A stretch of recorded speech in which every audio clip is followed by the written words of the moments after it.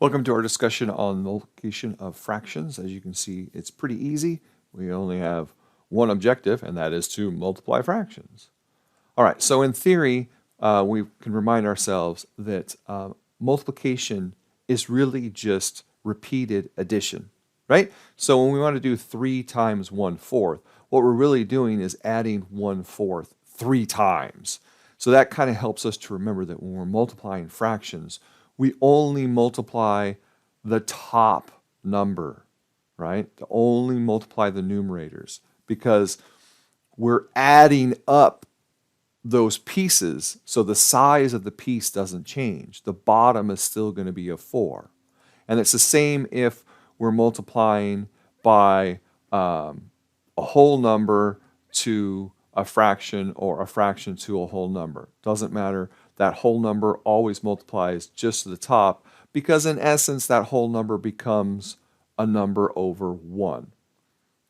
So now we can expand this and remind ourselves that when we multiply fractions, we just multiply straight across.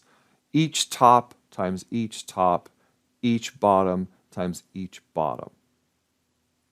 And the way to think about this graphically, right? Here's 1/3. If we're going to take 1/2 of it, we're going to cut it, right, into here. So now we cut the whole thing into all those equivalent sizes, and we can see this is 1/6 of the whole thing. So you can see visually why it works the way it does. But across the top, 1 times 1 is 1. Across the bottom, 2 times 3 is 6. And simply, that's multiplication. It's that simple. You always just multiply the numerators, you multiply the denominators, and you're done, right?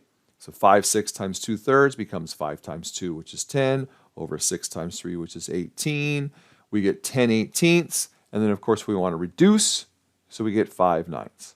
You can always reduce as you go. Like you could have thought, okay, this 2 can reduce this 6 down to a 3. So we would have had 5 times 1 over 3 times 3, and there's our 5/9, right? So as you get better, you can reduce as you go, but it's always just simple and easy just to multiply, and then reduce at the end. All right, how about by a whole number? We already talked about this. Think about the whole number as being itself over 1, then repeat the process, top times top, bottom times bottom, which gets you 6/8. And then, as always, reduce. Remember that we've got technology that will reduce for us, so use it if you've got it.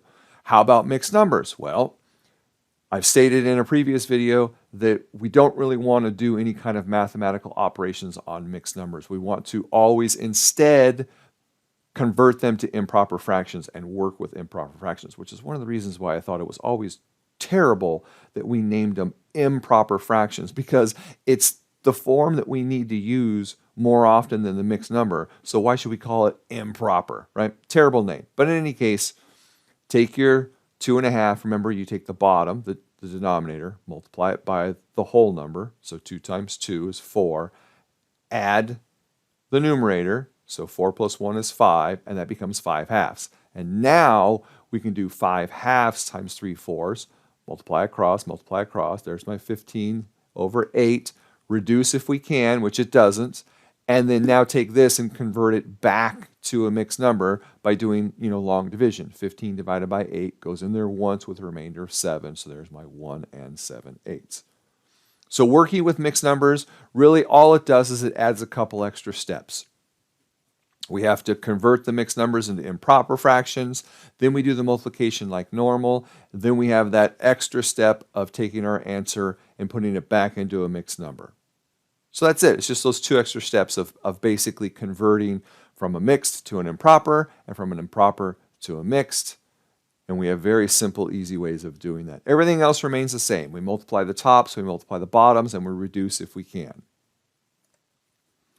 So in many word problems, the words of means multiplication or product of, right? Things like that. So you want to look for trigger words to let you know that you're doing multiplication. So the product of this and this means they're multiplying it. When they say like 25% of something, well, that means you're going to take that something and multiply it by 25%. So the word of is almost always multiplication in disguise. All right, let's look at one last example. In retail, management goods are often bought and sold in quantities of dozens and fractions of a dozen. Suppose a buyer purchased 1,423 dozen shirts for a clothing store, a lot of shirts. She needs to calculate the total number of shirts purchased.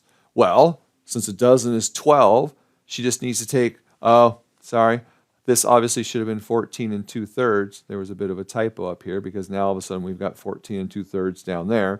So 12 times 14 and 2/3, that's not going to work easily. We need to take 14 and 2/3, change it into an improper fraction. So 3 times 14 is 42. Then we add the 2, which gives us 44 thirds. Now we can do our multiplication. Well, it's going to save ourselves a lot of hassle if we notice that 12 and 3 first reduce, right? They're both divisible by 3, so you divide them both by 3, and this becomes a 1, this becomes a 4. And now it's just 44 times 4. Slap that into our calculator, get 176, and they purchased 176 shirts. And that's it. That's all I got for you.